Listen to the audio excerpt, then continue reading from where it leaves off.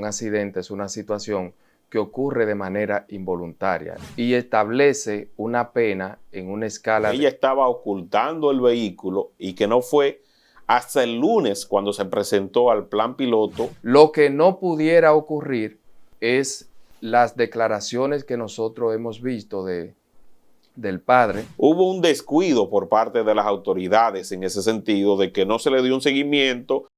Amigos, bienvenidos a esta entrega, teniendo como invitado especial a Jean Christopher Pérez, un abogado conocido y que pone sus conocimientos en servicio de esta plataforma y que también quizás ya lo han visto en un sonoro caso que fue el de Joshua Omar Fernández. Bienvenido, Jean Christopher. Muchísimas gracias, José Peguero. Para mí siempre un placer compartir en este espacio algunas informaciones que son de interés social, sobre todo aquellos casos que causan un nivel de impacto en la sociedad. Sí, directamente estaremos hablando del caso de Julio César Tiburcio Peralta, el joven de 33 años que perdió la vida, hijo del presidente de Adoco, luego de que fuera atropellado cuando se encontraba en la avenida George Washington. Y hay una serie de detalles porque se ha dicho como que la joven pudiera ser sentenciada a 3 años de prisión. Estamos hablando de la venezolana identificada como Scarlett Valentina Mujica Zapata, y donde se está pidiendo que ella sea procesada como por homicidio. Me gustaría que tú le des una lectura del caso y qué piensas al respecto. Sí, lo primero que es muy lamentable el tema de las muertes por accidentes de tránsito en la República Dominicana, porque nosotros sabemos de las instituciones que tienen que ver con este tipo de temas que la cifra es un poco elevada. Sin embargo, no podemos desconocer que se trata de un accidente de tránsito. En ese sentido, un accidente es una situación que ocurre de manera involuntaria, es decir, la persona que lo ocasiona no dependía de esa persona los resultados de ese accidente. En ese sentido, la ley de tránsito, que es la ley 6317, lo tipifica como un accidente de tránsito y establece una pena en una escala de 1 año a 3 años de prisión para aquellos accidentes de tránsito en lo que resultare muerto 1 o 2 personas. Claro que hay algunas condiciones de mandato de la ley hacia aquella persona que va conduciendo un vehículo y que causa un accidente, como por ejemplo, que debe pararse a asistirlo, que debe dirigirse al destacamento policial más cercano, que debe dirigirse a la DGC a poner a levantar el acta del accidente, o por ejemplo, que debe asistir a esa persona y llamar al 911. Sin embargo, habría también que tomar en cuenta algunas condiciones para que eso se dé. ¿Cómo cuáles? La conductora era mujer. Por tanto, siendo una mujer conduciendo a horas de la noche, es más vulnerable por el tema de la delincuencia en el país. Entonces, le resultaría imposible a una mujer que acaba de tener un accidente de tránsito pensar en detenerse en una zona oscura, en un accidente donde ella sola está conduciendo, asistir a una persona que, según el acta que ella pone de ese accidente, pues desconocía que se trataba de una persona. Que ella pensaba que era un objeto. Un objeto desconocido. Entonces, en ese sentido, nosotros no pudiéramos exigir que esa persona que ocasionó ese accidente, pues que se detuviera a brindar asistencia a una víctima que ella no sabía que era una víctima. Pero hay otros elementos entonces que le juegan en contra a esa ciudadana venezolana. Y es que, según el relato que ha colocado la misma policía circular, indican que ella estaba ocultando el vehículo y que no fue hasta el lunes cuando se presentó al plan piloto a colocar la denuncia. ¿Eso no le complica más la situación a ella, el hecho de que oportunamente no haya colaborado para que eso se esclareciera?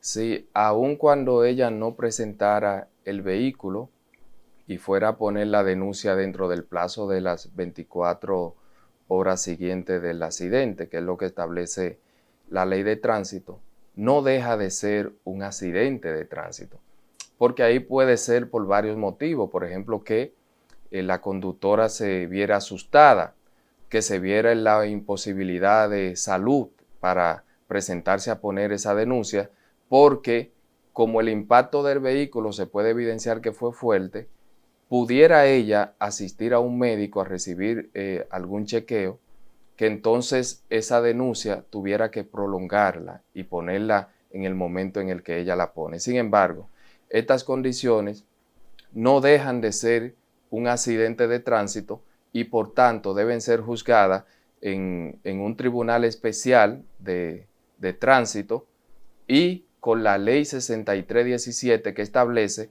una pena de 1 año a 3 años de prisión. Entonces, el juez va a tener la facultad de jugar con esa pena dependiendo de esa circunstancia del hecho. Por ejemplo, si lo asistió o no, si llamó al 911 o no, si puso la denuncia o no dentro del plazo que establecía la ley, el juez, el juzgador va a decir se puede o no considerar con una pena menor, por ejemplo, dentro de esa escala de 1 a 3 años de prisión.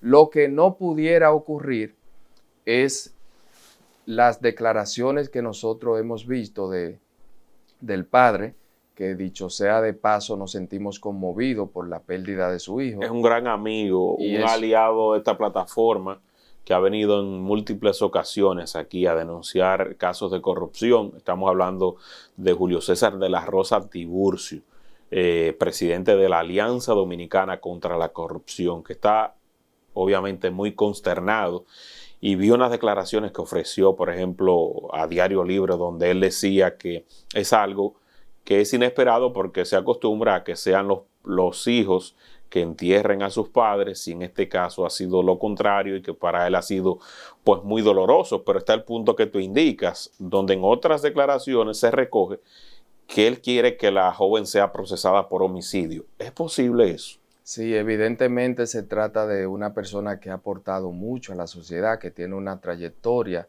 en el sector de la comunicación y por eso merece cierto respeto de la sociedad y de nosotros también los abogados y los comunicadores.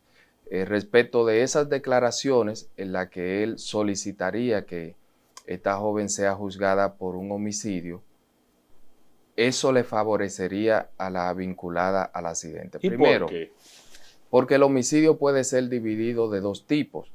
Está el homicidio voluntario y es aquel en el que la persona actuante tiene que tener la intención de quitarle la vida a una persona producto de una circunstancia que surja en el momento.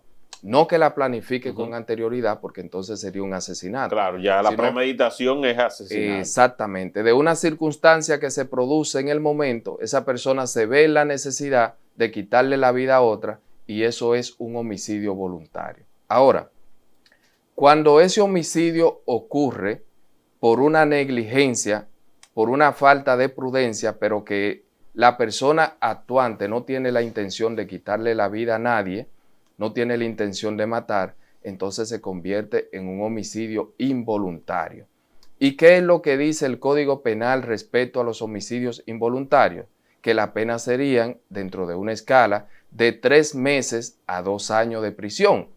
Fíjese que es una pena inferior a la que establece la ley 6317 con relación a una infracción de tránsito.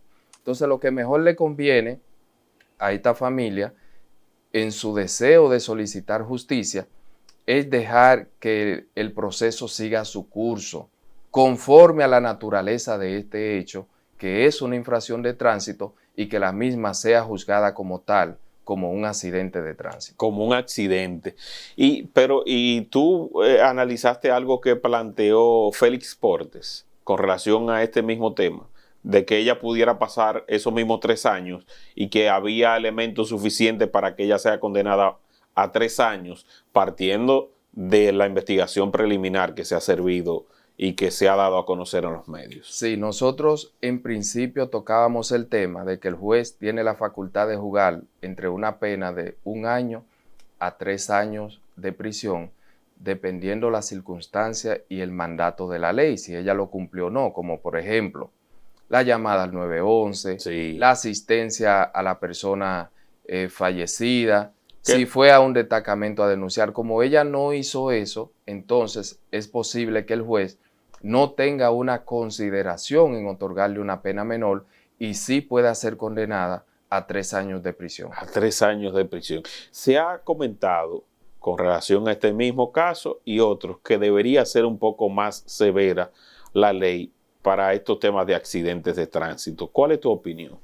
Fíjese que anteriormente la pena era más severa y era la que establecía la anterior ley 241 que regía la dirección de tránsito. Cuando se convierte en la ley 6317 se modifica este artículo y la pena es un poco menor en el entendido de que se trata de un accidente de tránsito.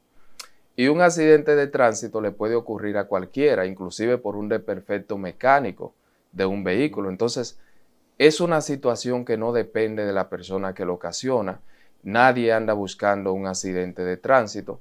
En ese sentido, nosotros sí somos de opinión que en la modificación del nuevo Código Penal que se encuentra engavetado en el Congreso, tiene que existir las infracciones de tránsito para aquellas personas que son recurrentes en esta conducta.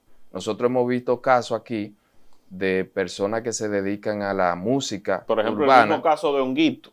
Son recurrentes en accidentes de tránsito. Y que hizo prisión por eso. Sin embargo, hizo muy poca prisión y nosotros lo vemos conduciendo en la calle en videos que ellos publican. Y en una burla a las personas que han perdido la vida como consecuencia de esos accidentes que ellos han provocado.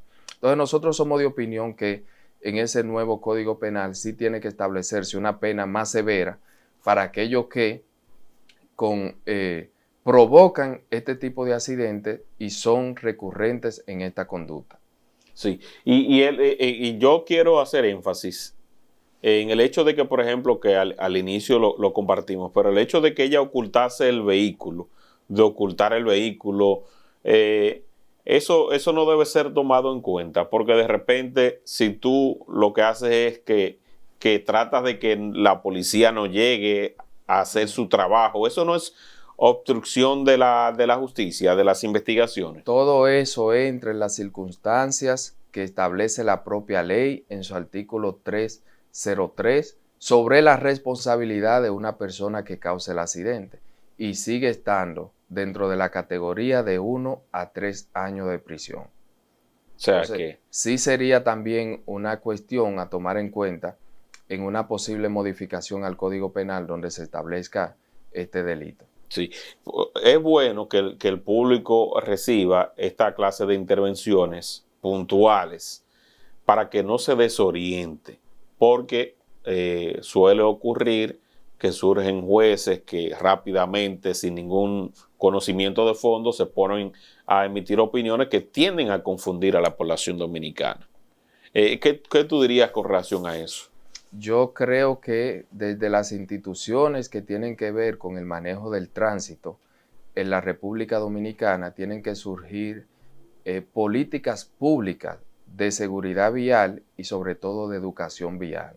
Siempre he sido del criterio que el tema de la educación vial tiene de hecho que incorporarse en el sistema educativo y que esto sea una materia, porque nosotros vemos muchos infractores de la ley de tránsito, muchas personas que no tienen la capacidad para conducir, pero sobre todo que no tienen la inteligencia emocional para estar al volante, que por cualquier roce con otro vehículo, por cualquier circunstancia, entonces se van a los puñetazos con el otro. Sí, no, y o le disparan o sacan un arma blanca. Entonces yo soy de opinión de que esta materia debe de incorporarse en el sistema educativo, pero que también las instituciones que tienen que ver con el tránsito, como el Instituto Nacional de Tránsito, Intran, debe invertir más recursos en el tema de la educación vial para que la gente pueda conocer sus derechos y conocer sus deberes al momento de que realiza la labor de conducir un vehículo. Sí, hay otro aspecto a tomar en cuenta, es que, por ejemplo, decía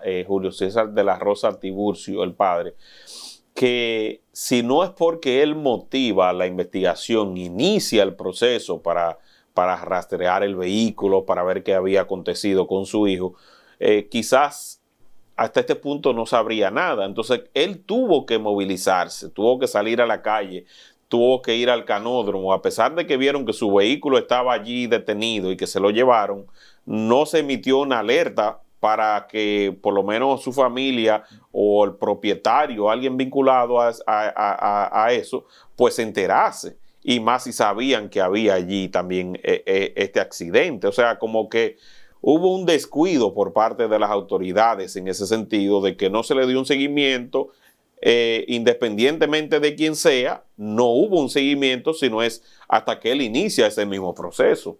Sí, eso le da un indicativo al Estado de que tiene que invertir más, por ejemplo, en el tema de la justicia penal en el ámbito del tránsito.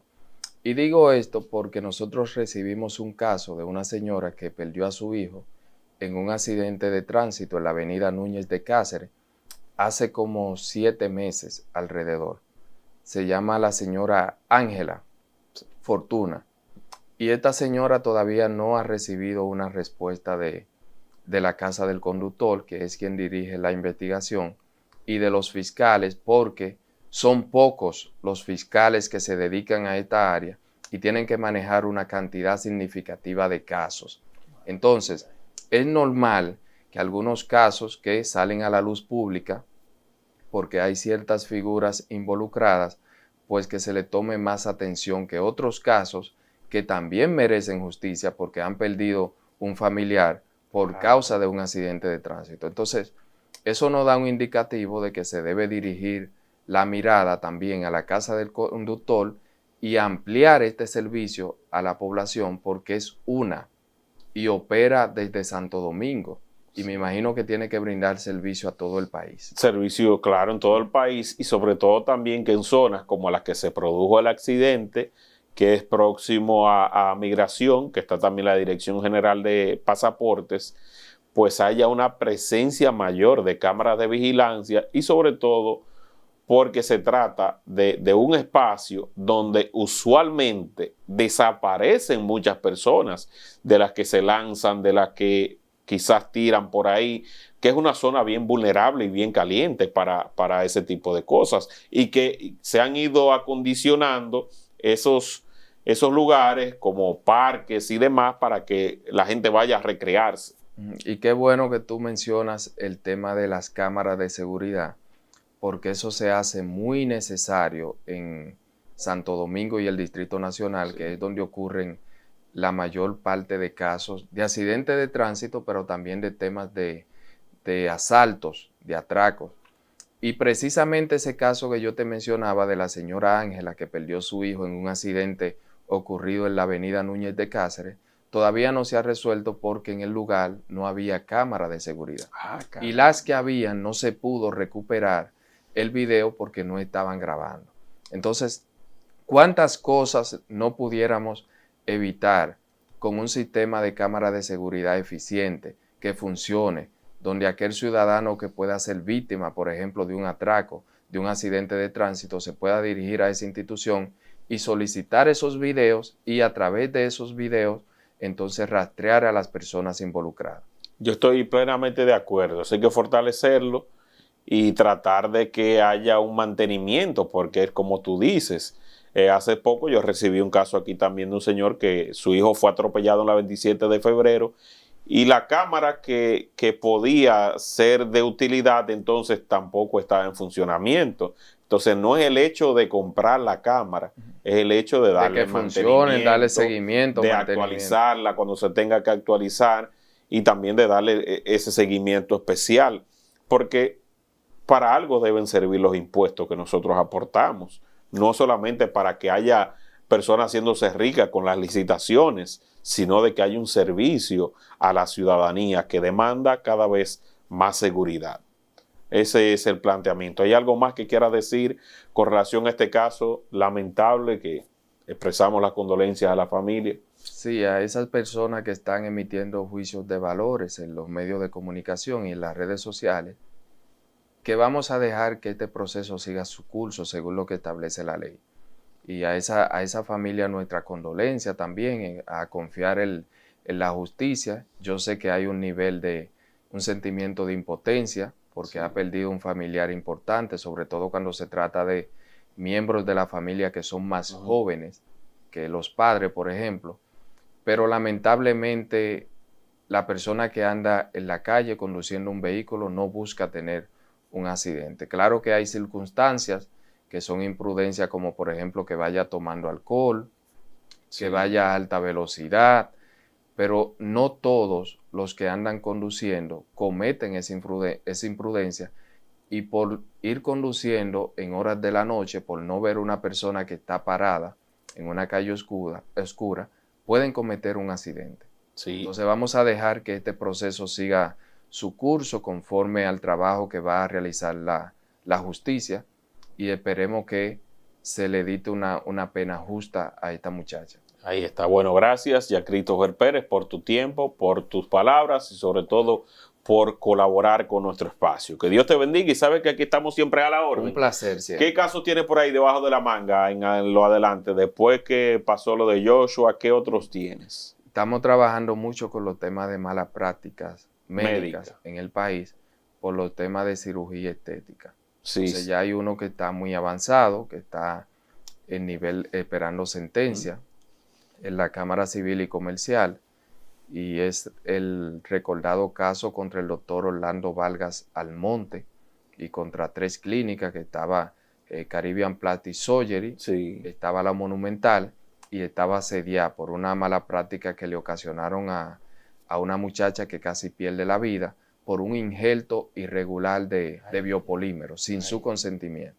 Entonces nosotros esperamos obtener una sentencia favorable y que esta sentencia también pueda servir de precedente, porque hay pocas sentencias en el país que tienen que ver con el tema de las malas prácticas en la cirugía plástica o estética. ¿Eso a qué se debe? ¿A que se llegan a acuerdos previos cuando se está en el proceso judicial, o a falta de evidencias o de peritos que puedan certificarlo? No, se debe a que el público objetivo de la cirugía estética son personas que vienen desde otro país a operarse en la República Dominicana porque confían en el trabajo de los médicos, y se supone que si usted es un médico certificado, claro, que tiene todos los estudios, no tiene por qué ocurrir una mala práctica. Entonces, en ese sentido, cuando una persona se opera, que llega a su país, se da cuenta de que tiene una irregularidad y no viene al país a interponer un proceso judicial por lo largo y lo costoso que resulta. Y que también por la secuela de la misma mala práctica, entonces tiene que empezar a buscar nuevos especialistas que eviten una infección mayor. Nosotros tenemos un caso de un médico que fue denunciado por Nuria porque no contaba con los permisos para realizar ese tipo de procedimiento, que la víctima está en Estados Unidos en silla de ruedas. Ay, Dios mío. Y ella ya perdió la facilidad de caminar y no va a volver a recuperar eso. Ay, Dios santo. Wow, qué pena. Bueno, pues vamos a dar seguimiento a esos casos. Una vez tengas la sentencia, me gustaría que la socialices también con nosotros para que des detalles de cómo acontecieron esos hechos. Perfecto, ¿no? Y personas también que han sufrido malas prácticas en el país, pero que no han accionado por temor a que la justicia no funcione. Entonces nosotros será un placer socializar esa sentencia. ¿Y puedes dar tu contacto para que el público se acerque? Nosotros estamos en Instagram, desde donde ofrecemos nuestros servicios legales, que por cierto, usted no nos sigue, lo vamos a demandar próximamente. No, vamos a eso. Próximamente. Vamos a eso ahora, eso se resuelve inmediatamente. Jean Christopher PL, por ahí estamos, y tenemos un número de teléfono que es el 849-627-1994, que es el número de nuestra firma legal.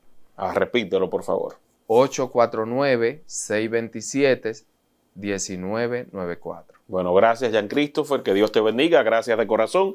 Recuerden compartir este contenido para que llegue a muchas más personas y suscribirse si les pareció interesante este contenido. Nos vemos en la próxima entrega. Bye, bye. Llegó la farmacia GBC a Valverde Mao, con un 20% de descuento en todos los medicamentos. Calle Sebastián Ramos, número 20, sector Yerba de Guinea, aquí en Mao. GBC, la farmacia de los dominicanos.